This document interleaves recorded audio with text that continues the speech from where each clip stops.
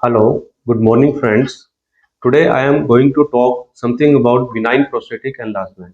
It is a common problem. More than 50% of the men have enlarged prostate by age of 60 years. Prostate is a small walnut-sized gland which is located below the bladder. It surrounds the urethra and it involved in reproductive function. Benign enlargement of the prostate. It is a benign condition and it has initial pathological stage which causes enlargement of the prostate, but patient don't feel any symptoms. Later on, it causes clinical symptoms like lower urinary tract symptom. Most of the patient don't seek consultation until the condition significantly affect their quality of life. Some patients feel embarrassing to discuss with their family physician, and some think that it is a part of normal aging process, and some fail to report because of insidious nature of symptom occurrence, fear of surgery, and lack of awareness of effective medical therapies. So American Urology Association gives a guideline for the diagnosis of BPH. Like first is IPSS symptom score, then physical examination, which includes focused neurological examination and digital rectal examination, urine analysis, serum PSA, uroflowmetry test, and of course, most common is ultrasound. Ultrasound will tell us the prostate size, whether it is enlarged or not, and second, whether residual urine is there or not. If we talk about symptoms of BPH, BPH gives rise to lower urinary tract symptom, which is divided into two. One is irritative symptoms and one is other is obstructive symptom. In irritative symptoms like nocturia, frequency, urgency, and urge incontinence. In obstructive symptoms, there are patient may have poor flow, intermittency, sense of incomplete void, straining, and overflow incontinence. According to AUA symptom score, if symptoms are less than 7, the disease is considered to be mild. In moderation, 8 to 19, and if more than 20 grade is there, then it is considered severe symptoms. Along with symptoms, more the symptoms, more the quality of life getting affected. These lower urinary tract symptoms may not be only because of BPH, but there may be many conditions that we need to rule out. I am enumerating the few conditions like if the patient is having diabetes, Parkinson's disease, CHF, lumbosacral disc disease, multiple sclerosis, or the patient is taking some medication like antidiuretics, anticholinergics, antihistaminics, a few narcotics.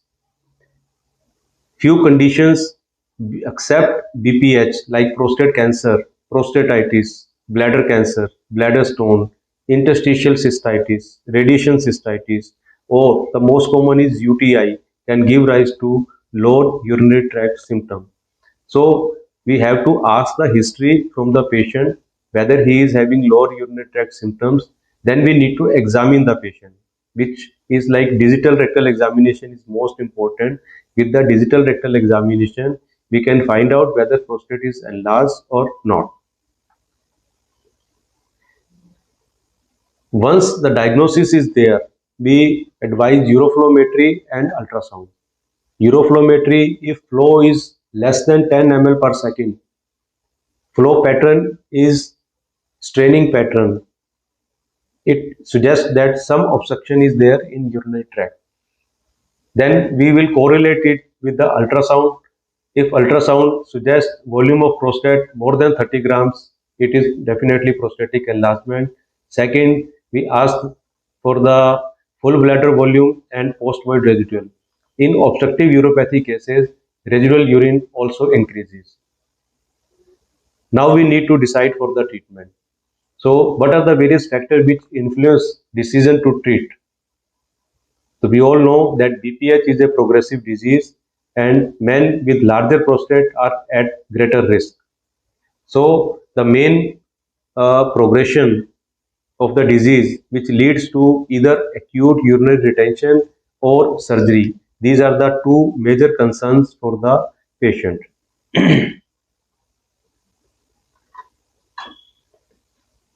If we talk about complication of BPH, if patient do not undergo treatment for BPH, what will happen?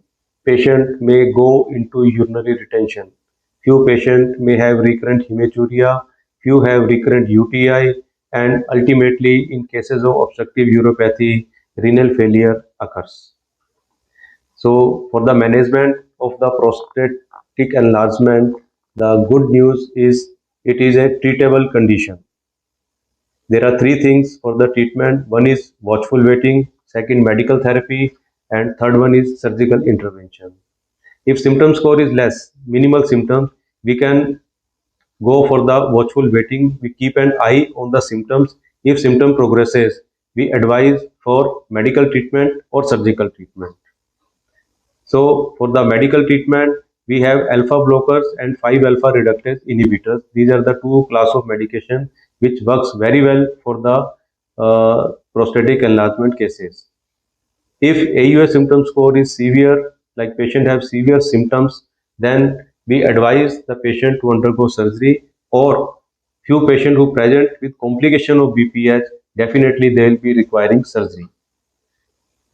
So for the each patient of BPH, we need a tailored therapy, either for watchful waiting, early cases medical therapy, and delayed cases surgical therapy is required. So dear friends, this is all about benign prostatic enlargement and its treatment. I hope my this video will help you to understand what is BPH and how it is treated. So we'll meet soon. Thank you.